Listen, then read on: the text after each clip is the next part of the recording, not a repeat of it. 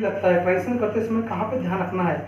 Main उद्देश्य ये है, आज को ध्यान रखते हुए चीज़ अपन शुरू कर रहे हैं।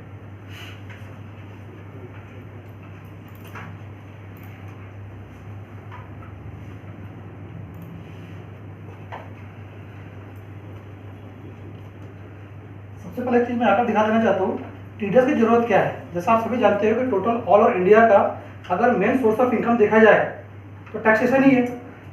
सही है गलत है? सबसे पहले सभी से गुजारिश है कि सब लोग तो एक्टिव मोड पे आ जाओ। एक्टिव रहेंगे तो मजा आएगा बात करने में। गवर्नमेंट का सबसे बड़ा मेन सोर्स ऑफ इनकम देखा जाए तो है टैक्स। टैक्स में दो दायरे हैं, एक है डायरेक्ट टैक्स और एक इनडायरेक्ट टैक्स। हम जो आज बात करना चाहते हो डायरेक्ट टैक्स की बात करना चाहते हैं। अब डायरेक्ट टैक्स में भी जो सबसे बड़ा रेवेन्यू आने वाला वो सोर्स ऑफ इनकम है टीडीएस का। Why we have TDS. अगर ओवरऑल रेवेन्यू की बात हम करेंगे जिसमें भी जो डायरेक्ट टैक्सेस के माध्यम से गवर्नमेंट पेमेंट आता है उसमें से 87% टोटल रेवेन्यू का पेमेंट आता है बाय वे ऑफ टीडीएस। बड़ी बात है। अगर समझो 100 रुपए में से 87 रुपीज टीडीएस के माध्यम समझो गवर्नमेंट को जाता है, बहुत बड़ी बात है। ये बात अलग, किसी को रिफंड लेना नहीं लेना विषय अलग है, पर सबसे बड़ा रेवेन्यू मिल जाता है। हम लोग उसकी बात करेंगे। अभी आप सभी जानते हैं कि अभी पिछला जो 31 जुलाई 2022 गया, एक इनकम टैक्स रिटर्न फाइल करने की लास्ट डेट थी। अब इसमें गवर्नमेंट कितना सक्सेस मिला आपको थोड़ा कुछ आंकड़े दिखा देना चाहता हूँ, झलक। और सक्सेस एनेबलर्स अभी तक गवर्नमेंट के रिकॉर्ड में 31 जुलाई 2022 का आंकड़ा है, जिसके अंदर 10,54,82,980 एज ए इंडिविजुअल रजिस्टर्ड है। गवर्नमेंट पोर्टल पे एज ए इंडिविजुअल रजिस्टर्ड जो लोग है ना 10,54,82,980 लोग। ह्यूज अमाउंट है। एक समय था जो 2 करोड़ 2.5 करोड़ आंकड़ा था, उसमें से भी 5,82,88,692 लोगों ने अपना रिटर्न फाइल कर दिया। एज ए इंडिविजुअल की बात कर रहा हूं, यानी 10,54,00,000 में से 5,82,00,000 ऐसे लोग हैं जिन्होंने अपना individual income tax return file कर चुके हैं 31 हार्डली 4 महीने के अंदर में। जो कि पहले के जमाने में आंकड़े आते थे 31 मार्च को वेट करते थे और रिटर्न फाइल करो, फिर हम देखेंगे 6 महीने 7 महीने बाद तब जाकर रिफंड की प्रोसेस होती थी। अब ये होने के बाद उसमें से भी 4,02,69,414 ऐसे लोग हैं जिसका रिटर्न ई वेरीफाइड हो चुका ताबड़तोड़ बाय डिजिटल माध्यम, आधार कार्ड के थ्रू या रिटर्न फाइल हुआ, ई वेरीफाई कर दिया, रिटर्न कंप्लीट। 4,02,69,000 यानी 5 करोड़ में से 4 करोड़ 2 लाख ऐसे लोग हैं जिसका रिटर्न वेरीफाई भी हो गया। उसमें से भी बताओ वो विषय देखो, टोटल 10,54,00,000 रजिस्टर्ड पर्सन है। इसमें हिसाब से यहाँ पे 90% सभी लोग रिटर्न फाइलर्स है। इसमें कितने लोग ऐसे जिसने रिटर्न फाइल नहीं किया अपना वाला? एक अंदाज पूछा, किसी को मजाक उड़ाएगा नहीं, बता सकते हैं कितने लोग जिसने रिटर्न फाइल नहीं किया। अब कितने लोग रिटर्न फाइल किया? हाथ खड़ा होना चाहिए, मजा आती है। ये समझ सकता हूँ कि मैं सभी लोगों ने रिटर्न फाइल किया, बराबर है कि नहीं है? सभी का आंकड़ा इसके अंदर आ चुका है, सभी का रिकॉर्ड इसके अंदर आ चुका है। मेरे कहने का तात्पर्य क्या है कि हम टीडीएस की बात कर रहे हैं, टीडीएस क्यों काटा जाता है, इसकी जरूरत क्यों है, वो पहले समझाने की कोशिश कर रहा हूँ कि 10,54,00,000 लोगों में से 5,82,88,692 ऐसे लोग हैं जिन्होंने अपना रिटर्न फाइल कर चुके हैं। उसमें से भी 4,02,69,000 ऐसे रिटर्न है जिसके रिटर्न वेरीफाइड हो चुके। सेटलमेंट हो गया उनका, नहीं आता हूँ अब मुद्दे पे आता हूँ। 4,02,00,000 रिटर्न वेरीफाई हो चुके ऑनलाइन वेरिफिकेशन से। उसमें से भी जो सर ने भी क्वेश्चन पूछा सेटलमेंट हो गया क्या, 3,01,01,238 ऐसे लोग हैं जिसका सेटलमेंट भी हो चुका। रिटर्न प्रोसेस्ड ईयरबोर्ड सभी को मेल पे आ भी चुके होंगे 154, जिसका 26 AIS मैच है। रिटर्न प्रोसेस रिफंड भी आ गए होंगे। कितने लोग इसका रिफंड आ चुके बताओ मुझे? कल पीडीएफ भी आया है सर। पीडीएफ भी आ गया, मतलब 2 दिन में आपके अकाउंट पैसे आ जाएंगे। अब बताइए अच्छी बात है गलत बात है? डिजिटल क्रांति है कि नहीं है? क्यों हुआ ये सब चीजें? ये क्यों हुआ, कैसा हुआ, सोचने की जरूरत है आज के बारे में। तो कहने का तात्पर्य कि हम जिसकी बात कर रहे हैं, जिसका सभी चीज प्रॉपर सिस्टमेटिक चल रहा है, यानी टीडीएस रिटर्न फाइल। अब हमारा जो मुद्दा है, जिसने प्रॉपर सिस्टमेटिक काम करके रखा है उसका काम फटाफट हो गया। जो रिफंड आ गया ना, गवर्नमेंट एक ही देखता है, आपका रिटर्न आया, आपने मुझे डिक्लेयर किया, आपके 3 डेज दिख रहा है, आपने उतने बुक किया गया वहाँ पे, ओके बुक किया आपने, जैसे अपने सर में क्वेश्चन पूछा तभी सर AIS में दिखेगा। अभी इस साल में सबसे बड़ी स्ट्रेटेजी क्या है लोगों के लिए कोरोना काल में घर बैठे बैठे लोगों 90% लोगों ने डीमैट अकाउंट ओपन किया। हालांकि मेरा मुद्दा नहीं है, फिर भी बताना चाहता हूँ आपको, 90% युवा जितने भी लोग हैं सभी ने डीमैट अकाउंट ओपन किया। अधिकतर लोगों ने म्यूचुअल फंड ओपन किए। सही बोला गलत बोलो? कितने लोगों ने डीमैट अकाउंट यहाँ पे है? सभी बैठे बैठे जो है मोबाइल पे, आज कितना डिजिटल क्रांति, आज कोई मोबाइल हर एक चीज हो जाता, कहीं जाने के लिए फॉर्म भरने के लिए कोई गरज नहीं, सभी कुछ बैठे बैठे मोबाइल ईच एंड एवरीथिंग। अब उसका इससे संबंध क्या? जिन लोगों ने वहां पे अभी तक डीमैट अकाउंट एक्टिविटीज किए, म्यूचुअल फंड ओपन किए, सेल किए, परचेस किया, लोगों को लगता है मेरा रिकॉर्ड कहीं जाता नहीं है। जिन लोगों ने भी रिटर्न फाइल किया, ये जो 4 करोड़ में से 3 करोड़ दिख रहे हैं ना आपको, बाकी डिफरेंस अभी बहुत बड़ा आंकड़ा देख रहे हैं। वो 1 करोड़ आंकड़ा ऐसा है जो डिफरेंस पड़ा है। क्यों? 4 करोड़ में से 3 करोड़ ऐसे आंकड़े हैं जिसका AIS 26 AS और AIS दोनों मैच है, उसके रिटर्न प्रोसेस होकर रिफंड आ गया। बाकी जो बचे हुए जो डिफरेंस लोग हैं उनको डाल दिया, गवर्नमेंट कुछ पता ही नहीं है, लोग तो देखेंगे और डिफरेंस नहीं ऐसा मैं समझ सकता हूँ। सर सही है गलत है? जिसका मिसमैच है वो डिस्प्यूट मैटर में है, नहीं तो ये दोनों सेम रहते थे। जब वेरीफाई हो सकता है तो प्रोसेस में दिक्कत क्या है? गवर्नमेंट ने किया क्या? Click return process. मित्रों ये समझो, आप जब भी कोई एक्टिविटी करते हो, रिटर्न फाइल करते हो, इसमें प्रॉपर सिस्टमेटिक हर एक की डिटेल दो, कोई भी छुपाओ मत। आप छुपाओगे तो नुकसान किसका होगा? आप ही का होगा। अब आता मैं मेन मुद्दे पे, टीडीएस लॉन्ग फॉर्म क्या है? हाँ अरे बोलो, सामने लिखा है टैक्स डिडक्शन एट सोर्स। दूसरा था TCS, tax collection at source. हम आज जो बात कर रहे हो TDS की बात करें, टैक्स डिडक्शन एट सोर्स। उसकी जरूरत क्या है? जो भी तो मैंने बात किया आपसे, इसकी जरूरत क्या है? मैं एक चीज दावे के साथ बोल सकता हूँ, ये जो 5 करोड़ 82 लाख जो आंकड़ा दिख रहा है ना, अगर मैं झूठ नहीं बोलता सही बोलता हूँ तो अभी 5 करोड़ ऐसे लोग हैं जो जबरदस्ती रिटर्न फाइल किए हुए, जिसका TDS कटा वही रिटर्न फाइल किया है। If I am not wrong, sir सही बोलो गलत बोलो? 5 करोड़ 82 लाख में समझो 80% बोल सकता हूँ जिसका TDS कटा है उसने ही रिटर्न डाला है। जिसका TDS कटा उसने ही रिटर्न डाला है। अगर TDS कटता नहीं था, रिटर्न डालते थे क्या? ये आंकड़ा बढ़ता था क्या? तो TDS की जरूरत क्या है? TDS की जरूरत क्यों है? गवर्नमेंट का बोलना है, कोई भी इंसान आज के जो मेंटेलिटी बनी है, डायरेक्ट कोई खुद होकर कुछ नहीं करता। जब तक किसी पुश करो मत, जब तक जबरदस्ती मत करो, तब तक कुछ काम करते हैं, कुछ समझने में नहीं करते। इसलिए TDS की जरूरत है, क्योंकि ओवरऑल इनकम में से 87% होल इनकम अगर आपको TDS के माध्यम से प्राप्त हो रहा है और अगर टैक्स कर बढ़ रहे हैं तो सही है गलत है? इसकी जरूरत होना चाहिए कि नहीं होना चाहिए? होना चाहिए ना। The concept of TDS was introduced with an aim to collect tax from the various source of income. As per this concept, a person deductor, यानी हम जो पैसे काट रहे हैं, deductor who is liable to make payment of specified nature to any other person, directly जिसका person काट रहे हैं, shall deduct tax at source and remit the same into the account of the central government. The deductee from whose income tax has been deducted at source would be entitled to get credit of the amount so deducted on the basis of 26 AS। मैंने बात किया ना, जिसका match हुआ refund credited, यहाँ पर reflect automatic करता है। और TDS certificate issued by the deductor, tax deduction at source in India is a means of collecting tax on income, dividends और asset sales by the requiring payer to deduct tax due before paying the balance to the payee. Under the Indian Income Tax Act 1961, income tax must be deducted at source as per the provisions of the Income Tax Act। आज हम जो बात करेंगे सिर्फ cooperative society से संबंधित जो TDS का विषय आएगा, तो उसी को ही ध्यान में रखेंगे, बाकी विषय लिया नहीं मैंने। Rates for deduct of tax at source, कौन से रेट, क्या रेट है, किस पे TDS लगता है, ये अपना रेट चार्ट है जो अपने सिर्फ सोसाइटी संबंधित विषय यहाँ पे दिया। सबसे पहली बात अगर देखेंगे हम लोग जो है सेक्शन 194, सबसे पहला विषय section 192 payment of salary. Near about अधिकांश सोसाइटीज में कंसेप्ट जो सैलरी देते नहीं है ताकि वो टैक्स में बैठ जाए। देखा जाए आज भी गवर्नमेंट के हिसाब से 2,50,000 तक का टैक्स एग्जम्पशन दिया है, लेकिन 2,50,000 से लेकर 5 लाख तक की जो भी इनकम बैठती हुई है, ओवरऑल मैं समझ सकता हूँ ऐसा, बता भी सकते हैं कि 5 लाख पर जिसकी टैक्स पर जिसके इनकम है उस पर टैक्स लगता, सही है कि गलत है? लेकिन एग्जम्पशन लिमिट कितनी है? कितना?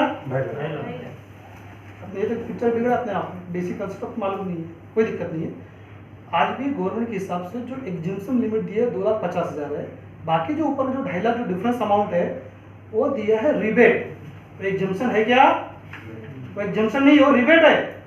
अगर मान के चलो आपका इनकम 5 लाख रुपए तक टोटल गया, एक भी रुपये टैक्स लगेगा नहीं, जो 12,500 टैक्स लगता हो आपको रिबेट मिल जाएगा 87A के तहत। लेकिन गलती समझो 1 रुपये भी आपके ऊपर चले गया, चाहे किसी भी कारण सोर्स ऑफ इनकम हो, चाहे म्यूचुअल फंड के LTCG से हो, चाहे STCG से हो, चाहे आपको डिविडेंड माध्यम से, अगर आपका टैक्सेबल इनकम 1 रुपये भी ऊपर चले गया तो जो 12,500 लाख के ऊपर में जो आपको टैक्स लगता था वो रिबेट आपको रिवर्स हो जाता है। आज भी बहुत लोगों को एक समझना है कि 5 लाख का टैक्स में छूट है, क्योंकि 5 लाख टैक्स में छूट नहीं है। क्या बोल रहे हो? 5 लाख टैक्स में छूट, टैक्स लगता नहीं, क्योंकि गवर्नमेंट रिबेट दे देती वहां पे। 5 लाख 1 रुपये भी अगर आपका आ गया समझो इनकम, तो आपको डायरेक्ट आपको जो 12,500 जो टैक्स 5% जो छूट दिए थे वो डायरेक्ट आपको टैक्सेबल हो जाएगा। ऐसे केस में उस पर इंटरेस्ट भी भरना पड़ता है, क्योंकि हम लोग एडवांस टैक्स डायरेक्ट भरते ही नहीं कोई लोग। ठीक है, तो यहाँ जो दिया समझो किसी भी इनकम 2.5 लाख से 5 लाख के बीच में जाता है तो टीडीएस नहीं काटे तो भी चल जाएगा। लेकिन समझो 5 लाख के ऊपर किसी की इनकम सैलरी जाती है ओवरऑल मिला के, तो सभी ने टीडीएस काटना है, डिपेंड ऑन उसके इनकम साइज के हिसाब से। ओके, अब मुद्दा का दूसरा अपना सबसे बड़ा ज्वलंत मुद्दा जो दिया हुआ है section 194A, income by way of interest other than interest on securities, interest on investment. फिलहाल मैं एज ए सोसाइटी के बिहाफ में बात कर रहा हूँ। हम जो लाइबिलिटी हमारी एज ए डिडक्टर है, आज की जो हमारी भूमिका है वो एज ए डिडक्टर, मतलब हमको टीडीएस काटने की भूमिका में आज है, टीडीएस रिबेट लेने के हिसाब से भूमिका में नहीं। कहने का तात्पर्य क्या है, अगर देखा जाए ये सेक्शन अपने को अप्लीकेबल है भी नहीं भी है। किसको? जिसका पीएल का टोटल बैलेंस है ना, प्रॉफिट लॉस अकाउंट के जो इनकम सेट की जो टोटल बेरीज जो आती है, जिसका 50 करोड़ एंड अबव जिसकी पीएल की टोटल अमाउंट है, उसको एक चीज अप्लीकेबल है। ऐसी कोई सोसाइटी है जिसका पीएल 50 करोड़ के ऊपर में गया हुआ है प्रॉफिट लॉस अकाउंट के ऊपर में, अगर गया है तो अपने को सेक्शन अप्लीकेबल होता है, नहीं गया हो तो समझो इससे एग्जम्पशन है। कब तक? जब तक 50 करोड़ की टोटल इनकम जाती नहीं तब तक का। ओके, अब इसमें जो टीडीएस लगने वाला था, जैसा भी आपको मालूम है, इंडिविजुअल बेसिस पे जिसको भी 40,000 या उसके ऊपर में इनकम जाती है, इंटरेस्ट मिलता है, उसके ऊपर टीडीएस 10% से काटना चाहिए था। लेकिन फिलहाल हमारी पीएफ अमाउंट 50 करोड़ ऊपर गई नहीं है करके इस पर सोचने की गरज है क्या? नहीं। आगे बढ़ो। दूसरा अपना ज्वलंत विषय section 194C, payment to contract sub contract. मैंने एग्जांपल ऐड किया कुछ चीजें, printing stationery, contract basis work, advertisement, single transaction 30,000 और more, aggregate 1 lakh and above और whole amount liable to deduct TDS as per specified rate. अब यहाँ पे दो टाइप के दिए हुए हैं। अगर वो कोई व्यक्ति इंडिविजुअल रहा, मान के चलो एग्जांपल तौर पर जो मैंने बात की प्रिंटिंग स्टेशनरी, अब प्रिंटिंग स्टेशनरी मतलब मैं सिर्फ जो स्टेशनरी अपने जो ऑफिस में लगती है सिर्फ खरीद रहा हूँ मैं, तो उसमें आएगा, क्या बोल रहा हूँ मैं, अगर सिर्फ स्टेशन मान के चलो अपने को A4 पेपर लग रहे हैं, कुछ स्टेशनरी रिंग लग रही है, साथ में कुछ रजिस्टर्स लग रहे हैं, सिर्फ खरीदने लेकर आ रहा हूँ, खरीद के यूज कर रहा हूँ, उस पर ये चीज बैठता वो सिर्फ परचेस कहला जाएगा, वो इसके अंदर बैठेगा नहीं। लेकिन कुछ अपने ऑफिस स्टेशनरी छपा है, जैसे अपना लोन फॉर्म छाप रहे, गोल्ड लोन फॉर्म छाप रहे, सेविंग फॉर्म छाप रहे, शेयर के फॉर्म छाप रहे, उसके अंदर भी प्रिंटिंग कर रहे हैं। जहाँ पे भी जॉब वर्क वाला विषय आ गया, उस स्टेशनरी के ऊपर नाम आ गया, मतलब क्या हो गया आपके पास आपका ये कॉन्ट्रैक्ट, क्योंकि उसके ऊपर आपका नाम जा रहा है। आप परचेस कर रहे हो क्या, बाकायदा आप प्रिंटिंग करा के तो मटेरियल परचेस करो, ट्रीटेड एज अ कॉन्ट्रैक्ट। मान के चलो साल भर में अगर आपको समझो सिंगल पेमेंट, वहाँ पे ऐसे केस में अगर व्यक्ति इंडिविजुअल है, इंडिविजुअल मतलब जैसा प्रोप्राइटरशिप फॉर्म है, जैसे जो पैन कार्ड रहता है, पैन कार्ड लिखा व्यक्ति कभी भी आइडेंटिफाइड कर लेने का उसको, अगर इंडिविजुअल व्यक्ति है ऐसे केस में उसको टीडीएस काटना है, कितना काटना है? 1%। वही अगर सामने वाला व्यक्ति जिससे अपन चीज परचेस कर रहे हैं या तुम जो कॉन्ट्रैक्ट छपा रहे हैं हम, वो पार्टनरशिप फॉर्म है, कंपनी है, जैसे प्राइवेट लिमिटेड कंपनी है या फॉर्म जो भी आपको फॉर्म होगा वहाँ पे, उसके पैन कार्ड में एफ लिखा रहता है। आपको समझा दूंगा कैसा है। ऐसे केस में जहाँ पे अदर देन इंडिविजुअल का विषय आया, वहाँ पे टीडीएस कितना काटना है? यहाँ पे गलती से मिस्टेक मत करना, नहीं बाद में प्रेम पत्र हाथ में आ जाएंगे अपने डायरेक्ट। जितना डिजिटल रिटर्न फाइल करने के लिए है ना, उतना डिजिटल अपने फट से नोटिस भी आती है। यहाँ रिटर्न फाइल किया, दूसरे के बाद मेल बॉक्स में आ जाएगा, भैया ऐसे बोलो आपने ये नुकसान किया हमारा। तो इसको सबसे बड़ा प्लस पॉइंट एक ही चीज आपको ध्यान रखना है कि इसको आइडेंटिफाइड करना है, इंडिविजुअल है कि अदर इधर इंडिविजुअल है, पार्टनरशिप फर्म है, कंपनी है, इसको खुद को आइडेंटिफाइड करना है।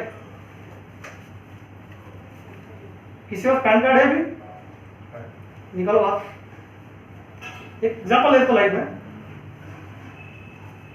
सोसाइटी के इंडिविजुअल, इसके भी दो चार सोसाइटी को भी निकालो बात, बताता हूं आपको एग्जांपल।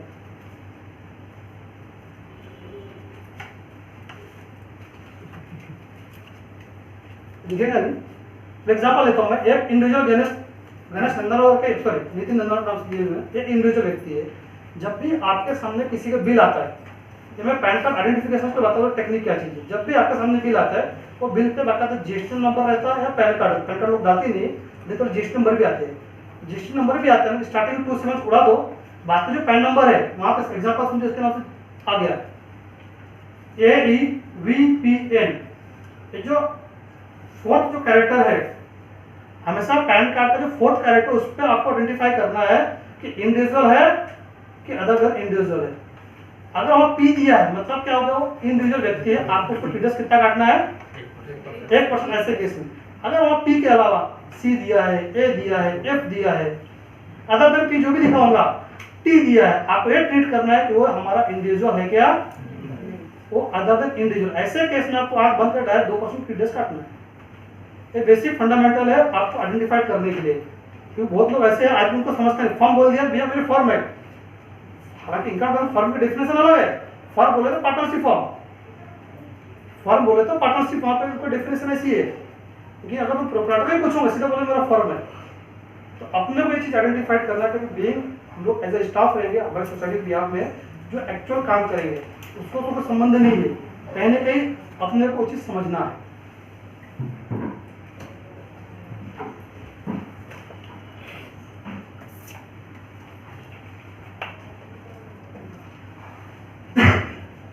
ओके, इसमें कोई कंफ्यूजन है क्या? Other society form company etcetera जो भी है 2% काटना है। अब यहाँ पे कॉन्ट्रैक्ट, जैसे मैंने बताया कि कॉन्ट्रैक्ट का प्रिंटिंग स्टेशनरी हो गया, कॉन्ट्रैक्ट जैसा भी समझो अपने बिल्डिंग काम कराना है, कोई भी आप कॉन्ट्रैक्ट देते किसी काम के लिए, जहाँ एग्रीमेंट की बात आती है, ऐसे केस में जो भी आपको पेमेंट करना है वहाँ पे टीडीएस काट के ही पेमेंट करना है। अगर उसका पेमेंट सिंगल पेमेंट मान के चलो 30,000 इसके ऊपर कम है, अपना मालूम है किसका ये काम जाने वाला नहीं है, वन टाइम 20-25,000 लेके इसे खत्म कर देंगे तो टीडीएस काटने की जरूरत नहीं है। लेकिन सिंगल पेमेंट 30,000 1 रुपये भी आप उसको पेमेंट दे रहे हो, ऐसे केस में टीडीएस की लायबिलिटी आती है। इस बात को ध्यान रखना। आप गलती करोगे तो ऑडिटर निकालेंगे बाहर में, क्या आपको साल भर में अगर 4 बार पेमेंट दे दिया और 30 के ऊपर गया तो सिंगल पेमेंट 30,000 1 रुपये भी चले गया तो आपको टीडीएस काटना, वहां से काटना चालू कर देना। लेकिन मान के चलो, समझो एग्जांपल सर ने बहुत अच्छा क्वेश्चन पूछा, साल भर में 4 बार पेमेंट किया, कभी 20,000, कभी 25,000, कभी 35,000, कभी 35,000 नहीं बोलना 28,000, 29,000, ऐसा मिला के 1 अप्रैल से लेके 31 मार्च तक का जो भी ईयर खत्म हो रहा, ऐसे केस में अगर 1 लाख के अंदर चले छोटा छोटा अमाउंट मिला के तो टीडीएस की लेवल बढ़ती नहीं। लेकिन कंडीशन अप्लाई, 1 लाख आ गया, 1 लाख 1 रुपये भी आ गया तो आपने अभी तक जो छोड़े अमाउंट थे, जो वहां तक माफ किया सामने वाले को, होल अमाउंट पे टीडीएस काटना है। होल मतलब पूरे 1 लाख पे काटना है। क्या बोल रहा हूँ, पूरे 1 लाख पे काटना है। मान के चलो आपने 99,000 तक आपने चिल्लर निपटा दिए, 25,000, 20,000, 25,000, 20,000 करते हुए जाके 99 बैठ गए, लास्ट का पेमेंट सिर्फ 1,000 ही देना है या 1100 हमको देना है। आप क्या बोले भैया 1100 देना है, पैसे कहाँ से काटेंगे? उससे रिकवर करना है आपको, क्योंकि उस व्यक्ति को साल भर में आपने कितना दे दिया, 1 लाख के ऊपर में, तो आपकी लायबिलिटी बैठ गई। सिर्फ 1100 नहीं कटेगा, टोटल 1 लाख जितने भी तक उसको पेमेंट दिए उस साल के अंदर में टोटल आपको कैलकुलेट करना और सभी अमाउंट पे टीडीएस काटना है। लेकिन कभी कभी सामने वाला काटने नहीं देता तो सब उसको छोड़ो ना, अपने को अपनी दिन में निपटाना है, उसको डिसाइड हो तो हमेशा बोले भी काटो मत। करना पड़ेगा। वो नहीं काटा तो तुम जब से भरो, तुम्हारी लाइबिलिटी हो। क्या बोला मैंने, गवर्नमेंट को 87% रेवेन्यू कहाँ से आ रहा है भैया, इसके माध्यम से। तो छोड़ेंगे क्या? हर व्यक्ति चाहता है कुछ काटो मत, क्यों कोई बात नहीं देखेंगे करके। तो अपनी जवाबदारी है, संस्था पे पेनल्टी नहीं लगना चाहिए, इसलिए अपने को ये सजग रहना है। ओके, अब आते नेक्स्ट मुद्दे पे, commission on brokerage, section 194H। इसमें कुछ पूछना है किसी को? आगे बढ़ो। सेक्शन 194H, कमीशन और ब्रोकरेज। एग्जांपल करो, पिग्मी एजेंट। एग्जांपल तो पिग्मी एजेंट। मेरे साथ बताओ, ऐसे कितने सोसाइटीज का पिग्मी एजेंट नहीं है? हाँ, सभी के यहाँ पे है। अरे दूसरा एग्जांपल बताओ, ऐसे कितने व्यक्ति है जिसका पेमेंट साल भर में 15 पेपर देते हैं? ऑलमोस्ट सभी एजेंट देते हैं। ऑलमोस्ट सभी एजेंट को 15 पेपर पेमेंट जाता है साल भर के अंदर में। ऐसा समझ सकते हैं सभी अमाउंट पे टीडीएस काटना है। पिग्मी एजेंट को आप जितने रुपए भी आप कमीशन देते हो, कमीशन के ऊपर में 5% क्रेडिट के हिसाब से आपको टीडीएस काटना है। इसमें किसको कंफ्यूजन है? मैंने बात की है पिग्मी एजेंट की। और भी कुछ कमीशन एजेंट आता है। एग्जांपल प्रॉपर्टी परचेज के आपको कमीशन देना पड़ गया, या समझो ऑफिस के लिए प्रॉपर्टी लिए, लैंड ले लिया, फ्लैट ले लिए, जो कि ऑफिस प्रीमाइस के हिसाब से उसमें आपको ब्रोकर देना, सामने में जिसने आपको परचेस करके दिया उसको भी कमीशन देना है आपको। ऐसे केस में उसका भी टीडीएस काटना है। अगर आपने उसको छोड़े तो डिपार्टमेंट आपको नहीं छोड़ेगा, क्योंकि कोई विषय निकलेगा तो आपको पेनल्टी के साथ पैसे भर के देना है। की जवाबदारी ले खुद को।